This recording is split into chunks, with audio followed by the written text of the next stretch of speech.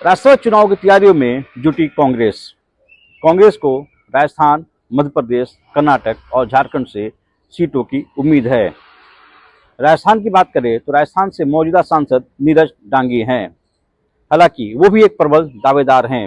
वहीं दूसरी तरफ अगर बात करें तो पवन खेड़ा हैं, जो कांग्रेस के मीडिया विंग के प्रमुख हैं, उनके भी दावेदारी राज्यसभा सीट को लेकर है। जितेंद्र सिंह हैं, जो कि राजस्थान के अलवर से आते हैं, जो कि कांग्रेस के महासचिव भी हैं। हालांकि असम में कांग्रेस की हुई करारी हार के बाद उन्होंने अपने पद से इस्तीफा दिया था। वो भी कांग्रेस के कद्दावर नेता माने जाते हैं और गांधी परिवार के काफी करीबी माने जाते रहे हैं। नीरज डांगी की बात करें तो नीरज डांगी भी कांग्रेस के संगठन महासचिव के गुड बुक्स में हैं। एक चर्चा ये भी हो रही है राजस्थान को लेकर कि कांग्रेस को अपना दफ्तर 24 अकबर रोड अगर बचाना है तो ऐसे में किसी पूर्व मुख्यमंत्री को राजस्थान से या किसी अन्य प्रदेश से दिया सकता है। पूर्व मुख्यमंत्री की बात करें तो अशोक गहलोत पूर्व मुख्यमंत्री हैं, क्योंकि जो टाइप 8 का बंगला है, जिसकी चर्चा पिछले दिनों हो रही थी कि उस बंगले को बचाने के लिए किसी पूर्व मुख्यमंत्री या पूर्व कैबिनेट मंत्री को राज्यसभा कांग्रेस दे सकती है। तो राजस्थान से जो लीडर्स हैं, लीडर्स में ये कहा सकता है कि नीरज डांगी, जो कि मौजूदा सांसद है, उनकी भी दावेदारी है, प्रमुखता से है, वो अपनी दावेदारी कर रहे हैं, काफी करीबी भी हैं क्लोज सर्कल में। और आपने देखा होगा पिछले दिनों कांग्रेस के कई बड़े असाइनमेंट्स उनको मिलते रहे हैं। पवन खेड़ा की बात करें तो पवन खेड़ा भी दावेदार हैं, सूत्र बता रहे हैं कि उन्होंने भी इस मसले को लेकर अपनी बात आलाकमान से की थी। जितेंद्र सिंह की बात करें तो सूत्र बता रहे हैं कि वो भी चाहते हैं कि इस बार राज्यसभा आए। और जहां तक जो एक और अगर बात करें पूर्व मुख्यमंत्री की जो बात की जा रही थी, उस पर कहा जा रहा था कि कांग्रेस का ऐसा प्लान था कि अगर 24 करोड़ का बंगला बचाना है तो ऐसे में किसी पूर्व मुख्यमंत्री के नाम पे बंगला अलॉट हो सकता है।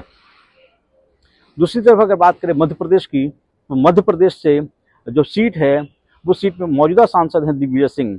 हालांकि उन्होंने पहले ही घोषणा कर दी थी कि वो वापस दोबारा राज्यसभा नहीं आएंगे।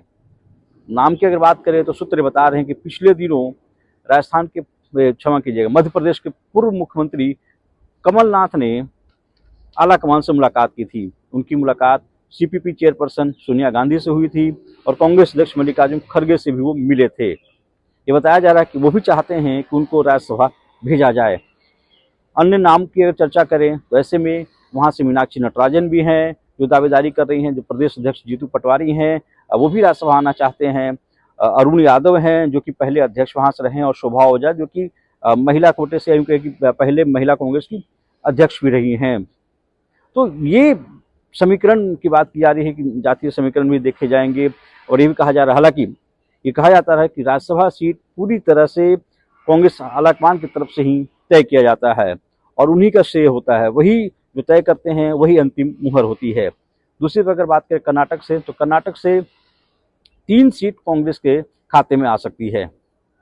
एक सीट की बात करें तो एक सीट से कांग्रेस अध्यक्ष मल्लिकार्जुन खड़गे हैं, जो कि वहां से रिपीट किए जाएंगे। दूसरी सीट की बात करें तो सूत्र ऐसा बता रहे हैं किसी लिंगायत कम्युनिटी से इस बार वहां से उम्मीदवार किसी को बनाया जा सकता है।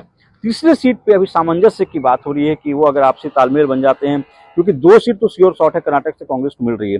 तीसरी सीट पे चर्चा या मंथन के बाद ही उम्मीदवार कौन होगा वो तय किया जाएगा। चौथे राज्य की बात करें झारखंड की, तो झारखंड के लिए राह बहुत आसान कांग्रेस की नहीं दिख रही है। झारखंड में पिछली बार भी वहाँ के मुख्यमंत्री ने बातचीत की थी और कांग्रेस हाईकमान को कमिट किया था कि एक राज्यसभा की सीट वो देंगे, लेकिन उन्होंने पिछली बार भी वो सीट कांग्रेस को नहीं दी थी, खुद उतारी थी।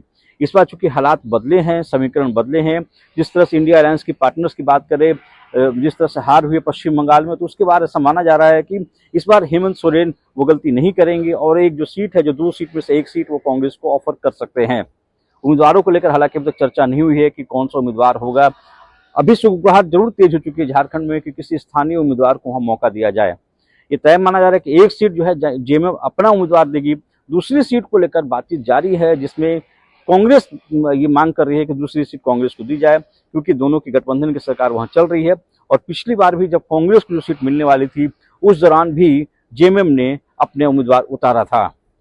तो इन 4 राज्यों में अगर बात करें तो राजस्थान से कांग्रेस को 1 सीट मिलने की उम्मीद है, मध्य प्रदेश से भी 1 सीट कांग्रेस को मिलेगी, कर्नाटक से 2 सीट श्योर शॉट है, तीसरी सीट को लेकर चर्चा चल रही है।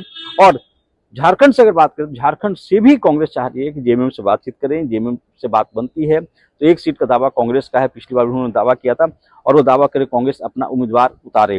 उम्मीदवारों की अगर बात करें तो ये माना जा रहा है कि कोई लोकल को ही वहां से उम्मीदवार बनाया जा सकता है।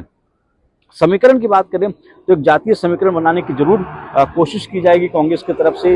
एक मैसेज जरूर दिया जाता है कि सभी को एडजस्ट किया जा रहा है, तो उस समीकरण को देखते हुए भी जो अगर उम्मीदवारों की बात करें 3 सीट करीब कर्नाटक से, एक राजस्थान से, एक मध्य प्रदेश से और एक झारखंड से। तो ये सीट्स हैं जिन पे मंथन होंगे। हालांकि एक राउंड की बैठक हो चुकी है।